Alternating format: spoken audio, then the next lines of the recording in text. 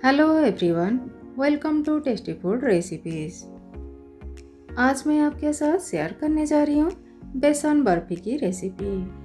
रक्षाबंधन के साथ साथ बहुत सारे फेस्टिवल आने वाले हैं, तो आप इसे बना सकते हैं अपने घर पर ही, बिल्कुल हलवाई स्टाइल में। आप देख सकते हैं इसका टेक्सचर।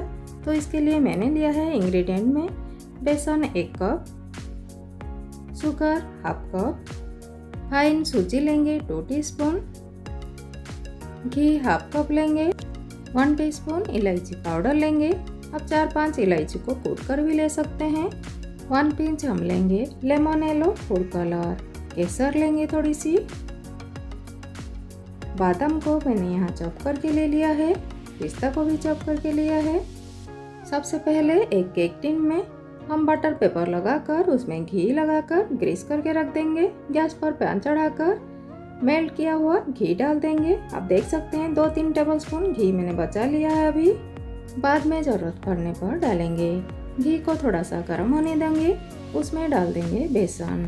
गैस का फ्लेम लो रखेंगे और अब हम बेसन को 8 से 10 मिनट के लिए इसी तरह भूनते रहेंगे जब तक कि इसका अच्छे से अरोमा ना आ जाए और घी अलग ना होने लगे, यानी घी साइड से रिलीज ना होने लगे, तब तक हम भूनना है। आप देख सकते हैं इसका थोड़ा थोड़ा कलर भी चेंज होता जाएगा। अभी आपको लग रहा होगा इसमें घी बहुत कम है, लेकिन ये धीरे धीरे रिलीज होता रहेगा। लेकिन हमें लगातार इसी तरह चलाते रहना है कंटिन्यूअसली। तो 5 मिनट हो चुके हैं अभी। अब मैंने डाल दिया इसमें सूजी मैंने यहाँ पर 2 टीस्पून लिया है। तो सूजी को भी इसी के साथ भून लेंगे हम। यहाँ पर मैंने फाइन सूजी यूज़ किया है।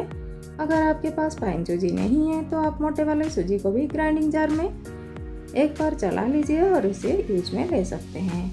आप देख सकते हैं जो घी मैंने बचा रखा था उसमें से 1 टेबलस्पून घी मैंने और इसमें डाल दिया।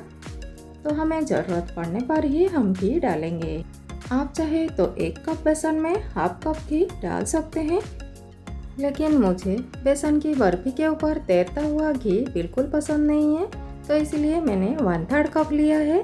बेसन मोटा होगा तो 1/2 कप लीजिएगा। अब इसमें हमने डाल दिया है येलो फूड कलर 1 पिंच। आप देख सकते हैं कितना सा हमने डाला है, बिल्कुल इसी से हमारा कलर आ जाएगा। आप चाहे तो इसे स्किप कर सकते हैं, कलर नहीं डालना चाहते हैं तो आप मत डालिएगा। इसमें आप हल्दी भी डाल सकते हैं या फिर एज इट इज़ भी रख सकते हैं बिना कोई कलर के। अभी हमें बेसन को भूनते हुए 10 मिनट के करीब हो चुका है। अब हम गैस का फ्लेम बंद कर देंगे और इसे थोड़ी देर के लिए इसी तरह भूनते रहेंगे, क्योंकि हमारा पैन अभी गर्म है। तो इसी तरह हमें थोड़ी देर भूनते रहना है, क्योंकि ये नीचे से इसका कलर डार्क हो जाएगा। आप देख पा रहे होंगे घी किस तरह इसमें से रिलीज हो रखा है, बिल्कुल लिक्विड हो गया है। उसे साइड में रख देंगे। गैस पर एक सॉसपैन चढ़ाकर उसमें 1/2 कप शुगर डालेंगे और 1/4 कप पानी डालेंगे। शुगर का 1/2 हम पानी डालेंगे। 1 पिंच डाल देंगे इसमें केसर। इसमें केसर ऑप्शनल है, आप चाहे तो डाल सकते हैं, वरना इसे आप स्किप भी कर सकते हैं। केसर डालने से इसमें बहुत अच्छा फ्लेवर आएगा। 1 टीस्पून इलायची पाउडर डाल देंगे। एक बार इसे मिक्स कर लेंगे, शुगर को मेल्ट होने देंगे। इसके बाद हम इसे 5 मिनट के लिए मीडियम से हाई फ्लेम के अंदर इसे पका लेंगे। यानी इस शुगर सिरप को हमें मीडियम से हाई फ्लेम में पकाना है और शुगर सिरप बनाना है। अब हम थोड़ा सा चेक कर लेते हैं। आप देख सकते हैं किस तरह का इसका टेक्सचर होना चाहिए। इस शुगर सिरप का थोड़ा सा चिपचिपा होना चाहिए। गैस का फ्लेम बंद कर देंगे। बहुत ज़्यादा शुगर सिरप को नहीं पकाएंगे, वरना बर्फी हमारा हार्ड हो जाएगा। बेसन भी गुनगुना है और शुगर सिरप भी अभी गर्म है। तो गुनगुना भुना हुआ जो बेसन है उसमें हम शुगर सिरप को डाल देंगे, यानी गरम शुगर सिरप को इसमें डाल देंगे और गैस का फ्लेम अभी बंद है। थोड़ा थोड़ा डालकर इसे अच्छे से मिक्स करते रहेंगे। थोड़ी ही देर में आप देख पाएंगे सारे शुगर सिरप बेसन में एब्जॉर्ब हो चुका है, यानी बेसन सारे शुगर सिरप को एब्जॉर्ब कर चुका है। अब हम गैस का फ्लेम फिर से ऑन कर देंगे और इसे लो फ्लेम पर इसी तरह थोड़ी देर के लिए और मिक्स करते रहेंगे। ये प्रोसेस हमें बिल्कुल लो फ्लेम पर ही करना है। हमारे चैनल में ऑलरेडी बेसन की लड्डू की रेसिपी है, आप चाहे तो उसे भी देख सकते हैं। उसका लिंक मैं डिस्क्रिप्शन में दे दूंगी, नहीं तो स्क्रीन पर आए आई बटन को क्लिक करके भी आप देख सकते हैं बेसन की लड्डू की रेसिपी। आप देख पा रहे होंगे पैन अभी छोड़ने लग गया है ये हमारा मिक्सचर। हम इसे थोड़ा सा चेक भी कर सकते हैं, थोड़ा सा चेक करके दिखाती हूँ मैं आपको। थोड़ा सा मिक्सचर इस तरह हाथ में लीजिएगा, बहुत गर्म है अभी, थोड़ा संभल के लीजिएगा। इस तरह आप देख सकते हैं बिल्कुल जम जा रहा है, यानी एक बॉल का शेप में आ रहा है। अब हम गैस का फ्लेम बंद कर देंगे। अब हम फटाफट से इसे ग्रीस किया हुआ टिन या फिर ट्रे में डाल देंगे जमाने के लिए। आप देख सकते हैं पैन में कुछ भी नहीं है, बिल्कुल खाली हो गया है। अब हम इसे थोड़ा सा स्पून या स्पैटुला के हेल्प से इसे बराबर कर लेंगे, प्लेन कर लेंगे थोड़ा सा। इससे इसका ऊपर का जो टेक्सचर है वो बहुत ही स्मूथ और सुंदर लगेगा। इसके ऊपर हम गार्निश कर लेंगे, आप अपने चॉइस से कुछ भी गार्निश कर सकते हैं। इसमें मैंने यहाँ पिस्ता और बादाम को चॉप करके लिया था, वो मैं गार्निश कर रही हूँ।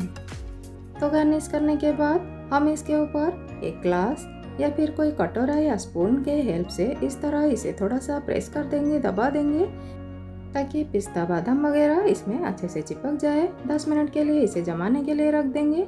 10 मिनट के बाद मैं आपको निकाल कर दिखाती हूँ, कट करके भी दिखा दूंगी अभी। तो 10 मिनट हो चुके हैं, अब मैं इसे कट कर रही हूँ। बहुत ज़्यादा ठंडा होने के बाद आप इसे कट ना करें, 10 मिनट में ही कट लगा दीजिए। आप अपने चॉइस से कोई भी शेप इसे दे सकते हैं। मार्केट में स्क्वायर शेप में मिलता है, ये तो सभी को पता ही होगा। कट करने के बाद आप इसे अच्छे से ठंडा होने दीजिए। इसके बाद एयर टाइट कंटेनर में आप स्टोर करके भी रख सकते हैं, बाहर ही। फ्रिज में भी रखने की कोई आवश्यकता नहीं है। फ्रिज में रखेंगे तो और भी ज़्यादा दिन तक चलेगा, लेकिन अगर आप फ्रिज में रखते हैं तो आधे घंटे पहले से ही फ्रिज से निकाल लीजिएगा, खाने से आधे घंटे पहले से ही। तो आप देख सकते हैं इसका टेक्सचर कितना अच्छा है, कितना स्मूथ है, टेस्टी भी इतना है कि आप इसे भुला ही नहीं पाएंगे और हमेशा बनाना ज़रूर चाहेंगे। तो इस रक्षाबंधन पर आप इसे घर में ज़रूर ट्राई कीजिए, आपको ये बहुत पसंद आएगा। आज की बेसन की बर्फी की रेसिपी आपको कैसी लगी कमेंट सेक्शन में हमें ज़रूर बताइएगा। वीडियो पसंद आई तो लाइक कीजिएगा, फैमिली और फ्रेंड्स के साथ शेयर कीजिएगा, चैनल को सब्सक्राइब करना मत भूलिएगा। Thank you. हैप्पी रक्षाबंधन।